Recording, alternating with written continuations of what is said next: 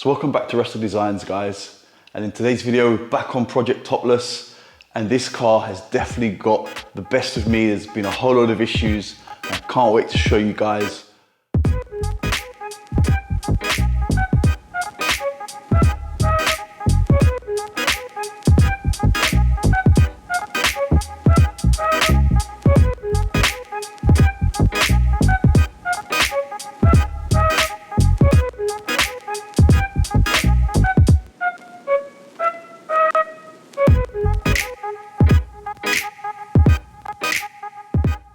And yeah, will this be running by the end of the video? You'll have to wait and see. But before that, we've still got a kind of a rocky road to travel. But before I actually get into this, get into our sponsors, restodesigns.com, and some of the items that I'm proud that are mine, that I've produced to show you. They've been tested, they're all good. And there's another item or two that's going to be going up for sale on the website. So let's check this out, guys. So as you can see on the bench here, like I said, all this stuff's going to be on my website. There's loads of other stuff on there, so please check it out, guys. So back in stock is the headlight switch for the headlight adjusters. Now this one unfortunately has been cut like this, so you do have a plug and a loom. You're going to have to make up the rest of this that goes to your fuse box. One of my first lines basically, which is going to be for the Mark II Golf pollen filters. As you can see, these are a mirror image because this one is for the UK, or should I say right-hand drive cars, left-hand drive cars. So now I have them available, they've been tested, they're all good.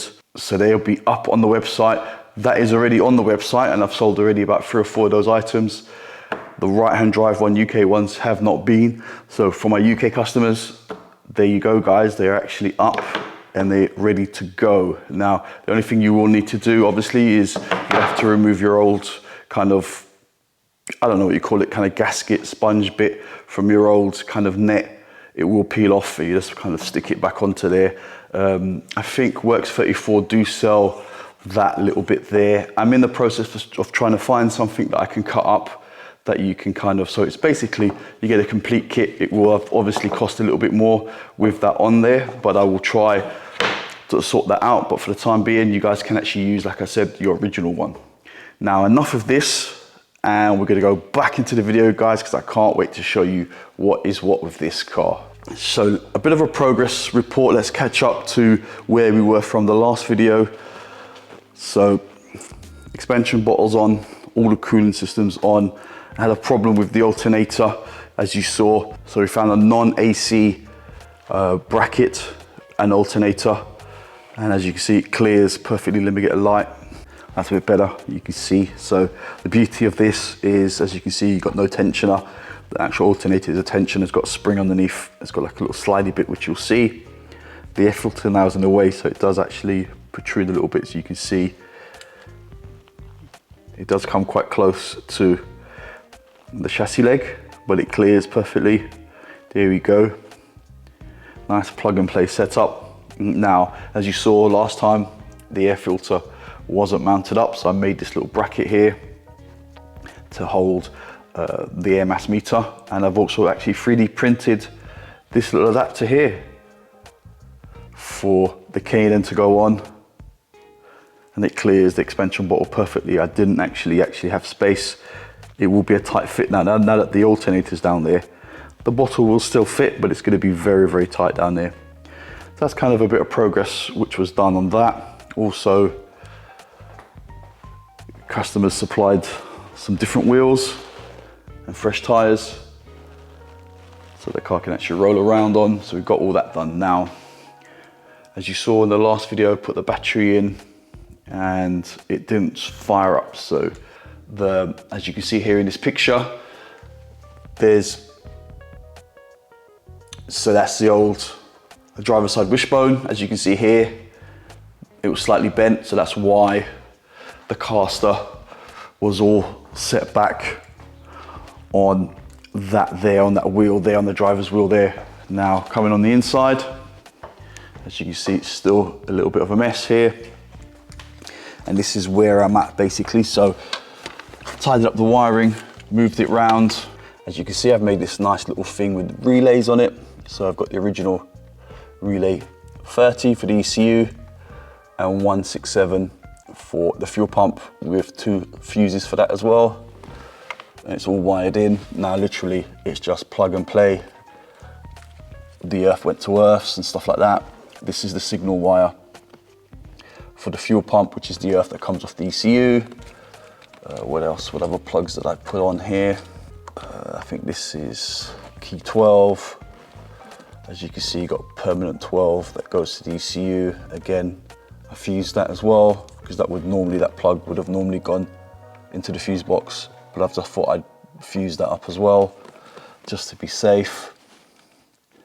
So that's the power. This goes to there, which is the original fuel pump connection there. Now, there was another fuel pump wire here.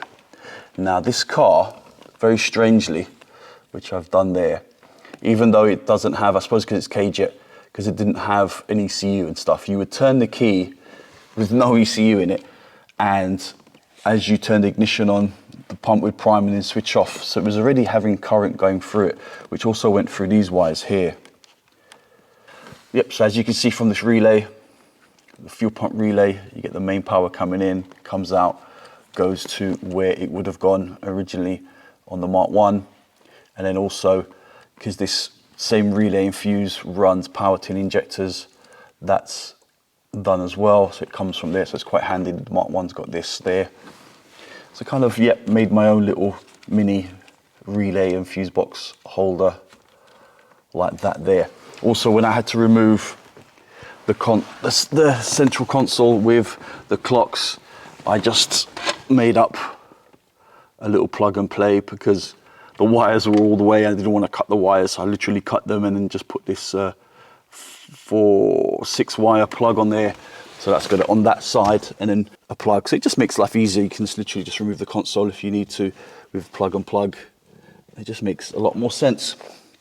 And then also, these are the wires that go from the engine harness, which is for oil pressure, high and low, oil temp, and coolant temp. So I've kind of, again, put this on this plug, labeled it up, so I can then put this into the car loom.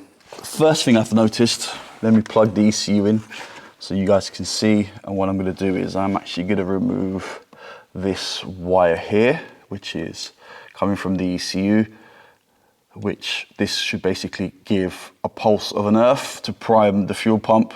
And then when the ECU sees cranking, so basically it sees engine speed because you're cranking it, it will then actually fire this up permanently with an earth. So this should basically flash with an earth, prime the pump, switch off, and then when you turn the key, start a motor, ECU sees RPM signal, it will then at that point put an earth through here. Now, let me show you what happens. I am going to try and do this with one hand. ECU's plugged in, ignition switch there. This is the earth for the fuel pump trigger. This is my tester. So as you can see, when I put it onto earth, there you go. Earth, you can see. So this wire here, it's nothing. Now, when I turn the ignition on, the ECU, sorry, should only giving out a signal once it sees an RPM signal. So the engine's not on, and yet it's still giving me a fuel signal, which is a massive indicator, a red flag, that the ECU here has issues. I thought, let me just double check everything else first. So I checked the fuel pressure. As you can see here by the photo, I was getting 3 bar with it just priming, and that was fine. So I definitely know fuel wasn't an issue with the fuel pressure. And then obviously the plugs, they were firing to some degree, because I could see we also had the plugs wet. So I removed the plugs and they were wet. And I thought, okay, this wasn't an issue. The owner then sent me a video of it running.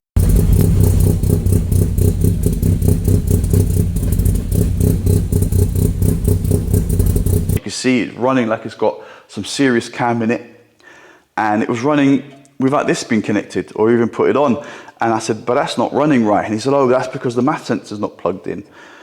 And I was like, I don't know. I mean, from experience, these cars, there's no vacuum, there's no map sensor in the ECU. It can only read from here. When this is disconnected, there's no numbers for it to kind of guess what it should be doing. It's not just going to read off the RPM and the load from the TPS. It needs the third thing, which is the airflow. And I sent him this video.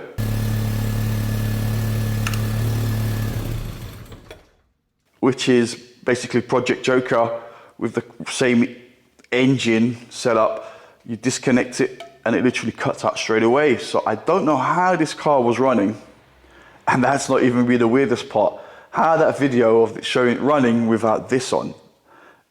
For me, wow, that makes zero sense. But hey, the video's there, it was running.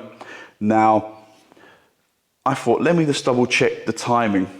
And as you can see in this photo, it was 1 tooth retarded. So I kind of thought, well, it should be spot on. That isn't going to be the main issue maybe, but let's just kind of actually get this where it should be.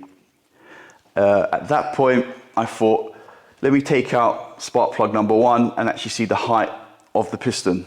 And to my shock, because I had a little bit of doubt of that bottom pulley, but hold on, let's get into this.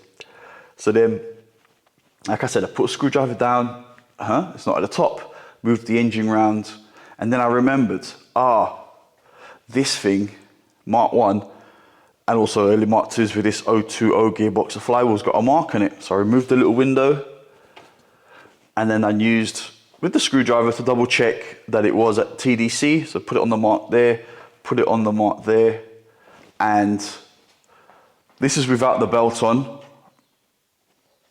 It was about 5 or 6 teeth retarded. The pulley was the wrong pulley. I don't know what this pulley's from, but I had an ABF pulley there, so I was definitely a bit baffed. 1, how this ran without the MAF sensor connected, and 2, how it ran, and that's why it runs like how it does, like it's got some cams, because it's so far retarded. I mean, if it was advanced, it definitely would have damaged the head, the valves. So I thought to myself, let's get this timed up as best I can. So I just basically put the mark on, put this new white mark on the pulley, as you can see, timed up the cam properly, put the belt on, turned it over by hand, felt like I was getting good compression actually, took all the plugs out, and these are the compressions of all 4 cylinders, they're in order.